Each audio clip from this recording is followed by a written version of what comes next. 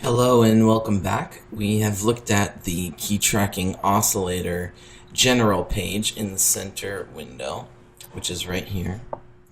Now it's time to move on to the key track filter page. And really it is pretty much the same idea as the key tracking oscillator page, with just a couple key differences. So we'll just go through some of these differences now. So whereas the oscillator page controlled the response of the pitch of the different oscillators, the filter page controls the response of the, you guessed it, filters. So over here in our source and target matrix, rather than having the three oscillators plus the modulation oscillator and the insert effects, over here we just have our two filters. And rather than having a linear and user source the way we had over here, the linear is not changeable and the user source was, both set 1 and set 2 can be changed by the user. So, and then just the graphical display is the same thing, where we have this this slope with different breakpoints, different nodes, and when you click on them, the X and Y axis shows up here in the bottom corner. So you can sort of visually see what, what you're building, as well as define it with the numbers. Okay, so now it's time to look at what's actually going on here.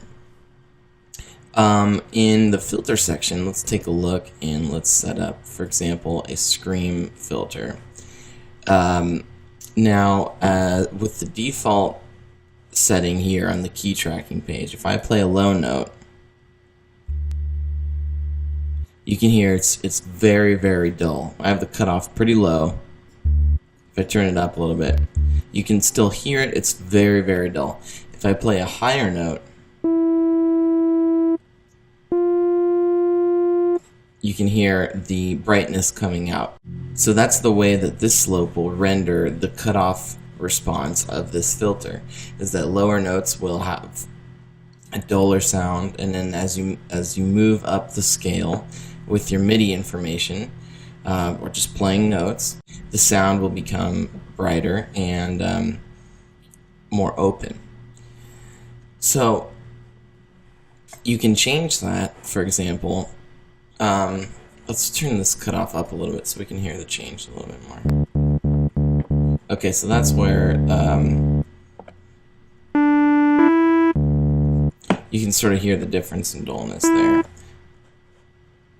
But you can just have all of the this line straight up at the top.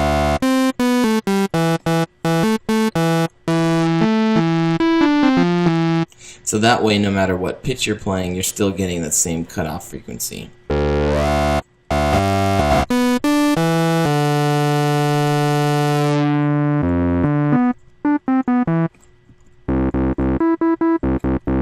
So that's one interesting way to do it. You can also invert this slope this way, so that as you move up the scale, your sound actually becomes duller. Can't even hear it. Let's turn this up a little bit.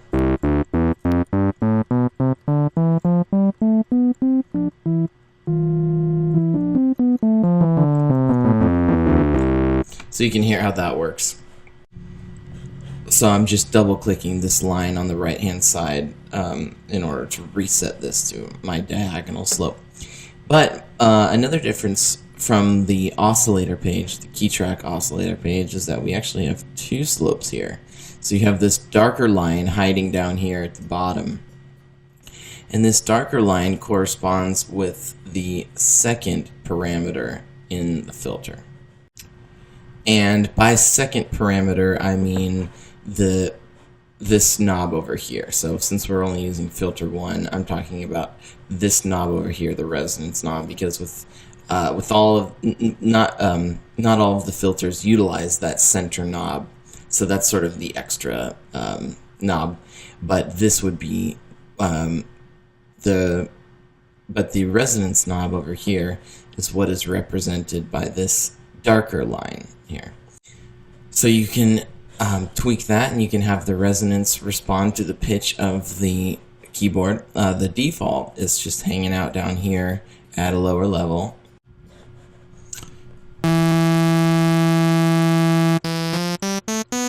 So you can have the resonance match up with the cutoff.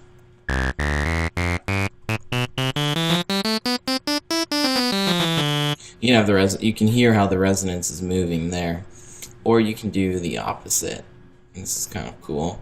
As you have the cutoff frequency tracking the pitch moving in this upward direction, you can have the resonance moving down.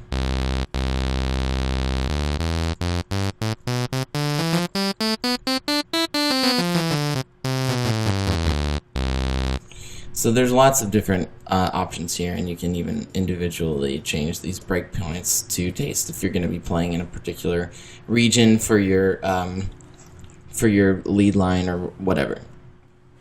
And so you are able to create 2 different sets per filter, or also just turn key tracking off. So that way, if you want to play, I'm just doing this crazy one over here, and I'm trying that out. But I can just play with a normal one here, or I can build another set over here. And the same thing is true with filter 2, but just remember that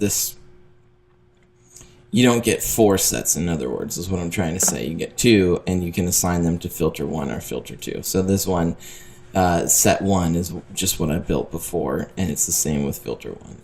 Okay.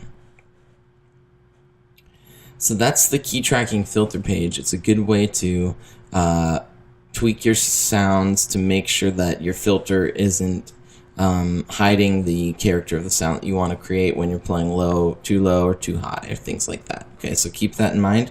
We will move on to the next general page, which is the voicing page.